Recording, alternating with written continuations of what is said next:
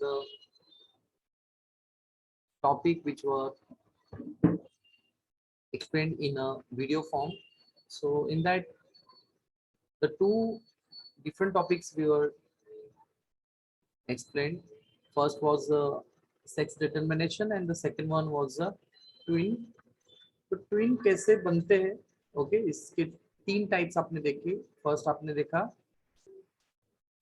क्या देखा आपने कि पहला होगा monozygotic, okay, second one dizygotic और सीएम्स, ये थर्ड टाइप था. तीनों भी डिफरेंट है, बट तीनों में एक साथ दो बेबी फॉर्म होंगे इन यूट्रस. कैसे फॉर्म होंगे अभी एक्सप्लेन किया, ओके. तो डायजाइगोटिक में दो अलग अलग एग होंगे और दो अलग अलग एग को दो अलग अलग स्पर्म उनको क्या करेंगे, फर्टिलाइज करेंगे. तो इस तरह से ट्विन्स का फॉर्मेशन होगा, ओके. उसमें मेल एंड फीमेल दोनों भी हो सकते हैं.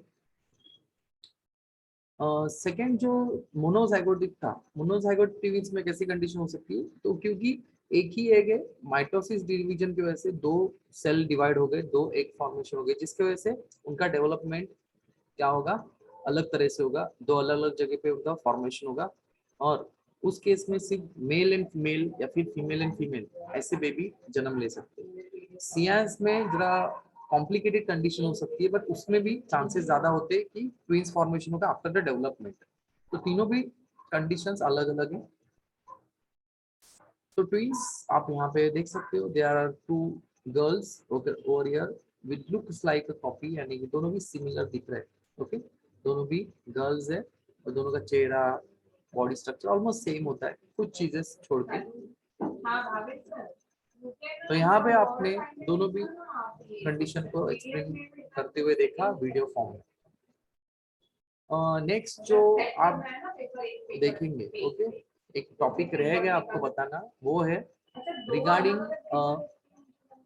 In vitro fertilisation. क्या होता है इन विट्रो फर्टिलाइजेशन? ये टेक्निक है, it is a modern technique in a medical field, जिसमें जिन पेरेंट्स को बेबी कंसीव करना है, ओके, बट फर्टिलाइजेशन प्रॉपर नहीं हो रहा है, तो उस फर्टिलाइजेशन प्रोसेस को पहले तो टेस्ट ट्यूब में करते हैं, ओके, टेस्ट ट्यूब के अंदर कुछ दिनों के लिए, और बाद में उसको मदर की यूट्रस में डाला जाता है. यानी कि स्पर्म एंड एग का जो फ्यूजन होगा वो आर्टिफिशियली करवाया जाएगा कि बॉडी के बाहर की टेक्निक को बोलते हैं इन विट्रो, ओके.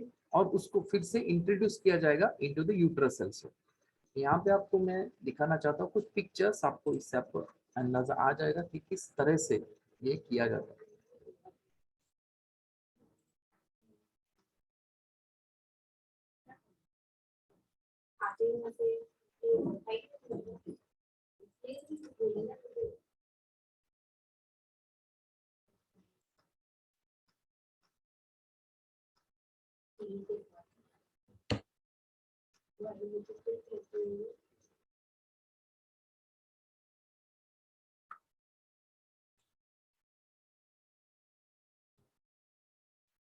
तो यहाँ पे आपको डायग्रामेटिकली दिखाया गया है कि जो एग होगा, we will pick a egg from a mother, and इसके लिए अलग माइक्रो इंजेक्शंस होते हैं, जिससे कि वो एग को क्या करेंगे, बॉडी से बाहर निकालेंगे और बाद में उसको इंसेमिनेशन करेंगे, यानी कि स्पर्म के साथ मिक्स करेंगे.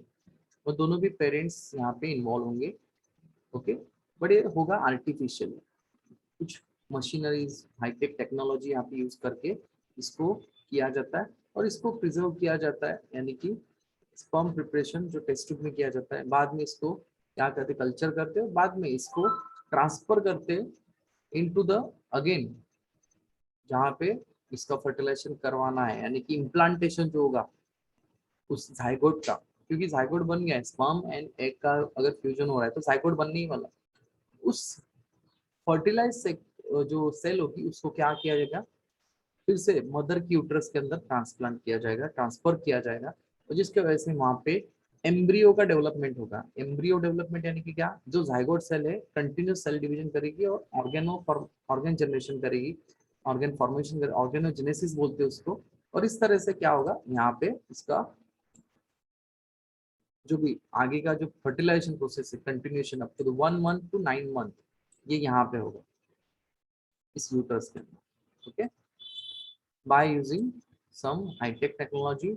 The technology which is used over here, it is known as a in vitro fertilization. In vitro का मीनिंग होता है बॉडी के बाहर यानी लैब के अंदर, बट फिर से इसको इंट्रोड्यूस किया जाता है बॉडी के अंदर, क्योंकि ये नेचुरली होना है। एम्ब्रियो का डेवलपमेंट बॉडी के अंदर ही होता है, बॉडी के बाहर नहीं हो सकता। ओके, नेक्स्ट जो टॉपिक है, it is very much important, okay, which is surrogacy. Surrogacy क्या होता है? तो surrogacy it is a one type of mutual understanding where parents are using a second female or second mother for baby development. यहाँ पे जो parents होंगे इनमें कोई ना कोई ऐसी फिजिकल ऐसी एब्नॉर्मलिटी हो सकती है, या फिर कोई ऐसी कंडीशन की वो मदर या फिर वो फादर जो अनफिट होगा कुछ मामलों में, जो बेबी को कंसीव नहीं कर सकेगा। इसलिए यहाँ पे सेकेंड मदर यहाँ पे इन्वॉल्व होती है for their baby development. Baby का डेवलपमेंट ये सेकेंड मदर करेगी। ये म्यूचुअल अंडरस्टैंडिंग पे होता है, और ये इंडिया में पहले तो इतना पॉपुलर नहीं था, बट धीरे धीरे, क्योंकि आज की कंडीशन देखने गए तो हर एक की बॉडी अलग अलग होती है, जिसमें बेबी कंसीविंग की पावर अलग अलग होती है। तो यहाँ पे सेकेंड मदर का यहाँ पे यूज किया जाएगा for their baby development.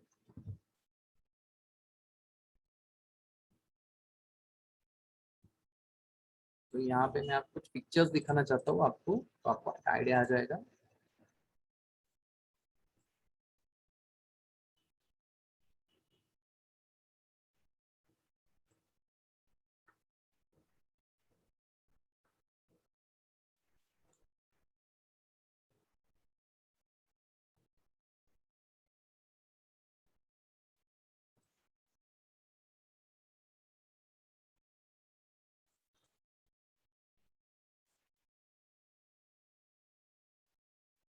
As you can see, क्योंकि यहाँ पे दो पेरेंट्स है जो बेबी को चाहते हैं, बट जो सरोगे से करवाया जाएगा कि इनके बॉडी के एग और इन फादर के स्पर्म्स को क्या किया जाएगा, फ्यूज करके इसको सेकेंड मदर में या फिर सेकेंड फीमेल के यूट्रस के अंदर ट्रांसफर किया जाएगा। इस टेक्निक या फिर इस टाइप के सरोगेसी को जेस्टेशनल कैरियर भी बोला जाता है, कि ये अप टू द 9 मंथ इसका क्या करेगी, केयर करेगी। ये मदर जो होगी वो कॉन्फिडेंशियल रहता है ये सब कुछ, यानी कि ये पूरा हॉस्पिटलाइज में पूरे रूल्स एंड रेगुलेशन से इसको क्या किया जाएगा, करवाया जाएगा अप टू द 9 मंथ।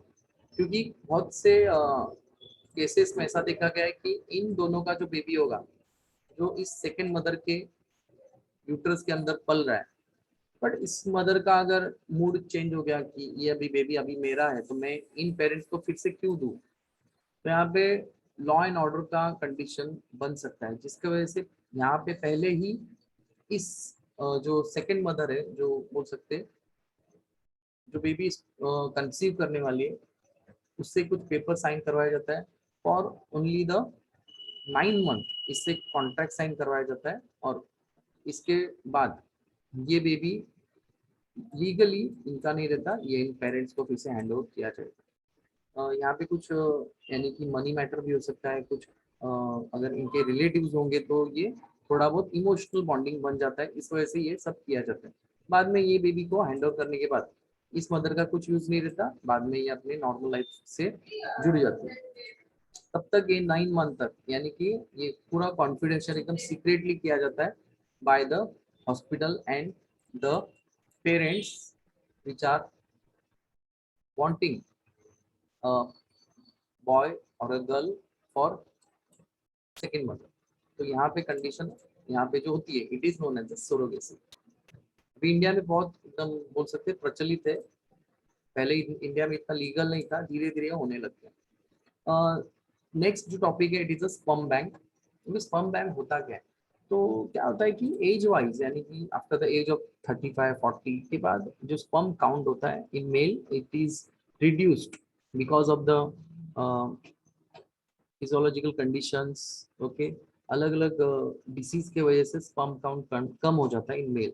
तो इसके लिए एक ऑप्शनल है कि प्राइवेट जो हॉस्पिटल्स होते हैं यहाँ पे एक डिपार्टमेंट होता है, उसको बोलते हैं स्पर्म बैंक, जहाँ पे स्पर्म जो डोनेट करते हैं, जिनके हेल्दी स्पर्म्स होते हैं, ओके, वो डोनेट करते हैं, कुछ पैसों के लिए करते हैं, कुछ ऐसे ही अपनी भलाई के लिए करते हैं।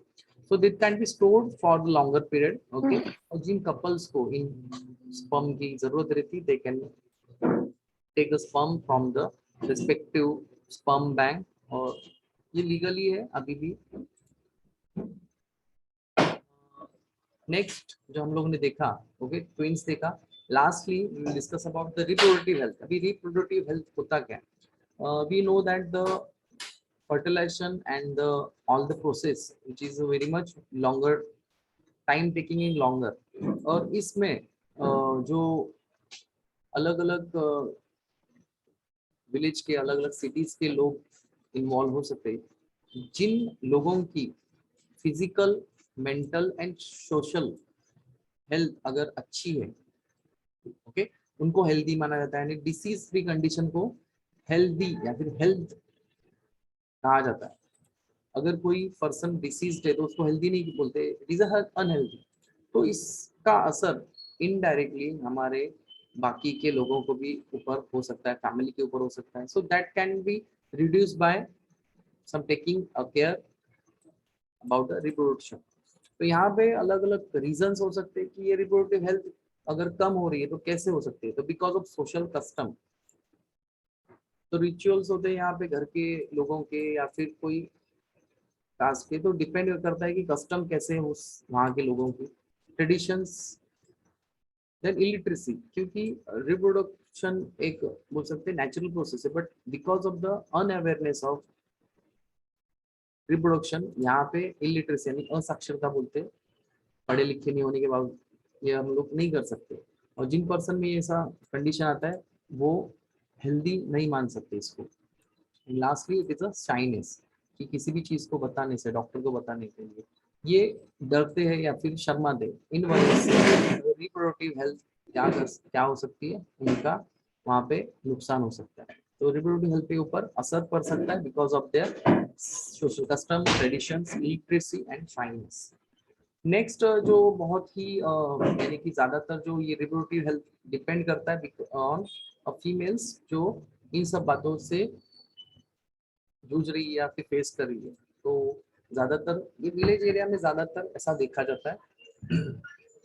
नेक्स्ट कि यहाँ पे अगर रिप्रोडक्टिव हेल्थ काम में आएगी तो कहाँ पे आएगी, तो ज्यादातर it is related with the menstrual cycle, की मेंस्ट्रुअल साइकिल फीमेल्स में हर मंथ आती है आफ्टर द प्यूबर्टी पीरियड। तो बहुत लोग इसको छुपाते, डरते बताने से घर में या फिर बाहर वालों। तो ये नहीं करना चाहिए, जो जो नेचुरल है उससे हम लोग को यहाँ घर के फैमिली मेंबर से डिस्कस करना है उसके ऊपर। तो हमारी रिप्रोडक्टिव हेल्थ हमेशा अच्छी रहेगी, डिसीज फ्री रहेंगे हम लोग। तो ये हम लोगों को क्या करना है, तो जनरली सबसे डिस्कस नहीं कर सकते, बट हमारे जो घर में माँ रहेगी, हमारी दीदी रहेगी, इनसे फीमेल्स यानी घर की लड़कियां डिस्कस कर सकती है। तो इससे क्या हो सकता है कि वहाँ की जो भी जो कंडीशन है ये नॉर्मल हो सकती है, स्पेशली द प्राइवेट ऑर्गन्स जैसे कि जेनिटल ऑर्गन, और इनका मेंटेनेंस यानी कि हाइजीन रखना बहुत इंपॉर्टेंट होता है। और इसके रिलेटेड कोई डिसीज हुई होगी तो कंसल्ट करना है डॉक्टर से। तो ये टाइम टू टाइम करना है, हर फीमेल्स का मेन बोल सकते एक ड्यूटी है, जो आगे जाके हेल्थ के ऊपर असर ना हो। अगर नहीं हुआ, कोई डिसीज कंडीशन आ भी गई, तो उसमें से कौन सी डिसीज उनको लग सकती है, उसमें से है सबसे खतरनाक डिसीज वो है जेनेटल यानी रिप्रोडक्टिव ऑर्गन को डिसीज आ सकता है, वो है सिफिलिस एंड गोनोरिया। ये दोनों भी डिसीज जो प्राइवेट ऑर्गन को क्लीन नहीं रखते, हाइजीन कंडीशन नहीं है, ठीक से नहाते नहीं है, वॉश नहीं करते, इन मामलों में ये दोनों डिसीज क्या हो सकती है, मेल एंड फीमेल दोनों को भी आ सकती है। यस, ये डिसीज बोल सकते हैं कि ये स्किन से रिलेटेड है, और स्पेशली जेनिटल ऑर्गन यानी सेक्स ऑर्गन से रिलेटेड है। तो ये ज्यादातर इस क्यों होता है, because of the infection, and it is caused by the bacteria. और आपको पता है कि क्योंकि भले प्राइवेट ऑर्गन यानी कि ज्यादा हम लोग इस पर ज्यादा ध्यान नहीं देते, बट इन पे ध्यान देना चाहिए, क्योंकि ये सिफिलिस एंड गोनोरिया जैसे डिसीज अगर एक बार हो गई तो इसका क्योर जल्दी नहीं होता। इससे होने वाले जो प्रॉब्लम है वो डायरेक्टली इन्फेक्ट करते on reproductive health directly. Yes, इसके सिम्टम्स क्या दे सकते हैं? तो सिम्टम्स हो सकते हैं कि बॉडी के ऊपर रैशेस आने लगते हैं, इन्फ्लेमेशन होता है, फीवर यानी बुखार आता है, जॉइंट पेन हो सकता है। ओके, जॉइंट पेन के साथ साथ क्या हो सकता है, अगर मेल है तो पस फॉर्मेशन होता है इन पेनिस एंड वजाइना रीजन, और वहाँ पे जलन महसूस होती है। यूरिन जो पास आउट के लिए यूरिनरी ट्रैक्ट होती है वहाँ पे ज़्यादा प्रॉब्लम आने लगते हैं। एंड अलग अलग जगह पे जैसे कि थ्रोट यानी इन्फेक्शन होने की वजह से, ज़्यादा बॉडी में इन्फेक्शन होने की वजह से जलन होती है थ्रोट के अंदर, आईज इन्फ्लेमेशन होती है, आईज का जलना। ये सब कॉमन सिम्टम्स है इन दोनों डिसीज का। यानी syphilis and gonorrhoea almost similar ही होते हैं। ओके, थोड़े बहुत फर्क है, बट दोनों भी ऑलमोस्ट डिसीज बहुत ही हजार्डस है, यानी कि जिससे कि जान तो नहीं जाएगी मगर यहाँ के ऑर्गन क्या हो सकते हैं, डैमेज हो सकते हैं, खराब हो सकते हैं, और जिसकी वजह से आगे की कंडीशन रिप्रोडक्टिव हेल्थ पे पड़ सकती है। अभी यहाँ पे आपको एक सर्वे दिया हुआ है about the census of India, India की पॉपुलेशन ग्रोथ कैसे कैसे हुई। तो अगर बात करें, क्योंकि सेंसस हर 10 साल के बाद होता है, आपको पता ही होगा। इस साल होने वाला था मगर वो पोस्टपोन हो गया फॉर नेक्स्ट ईयर।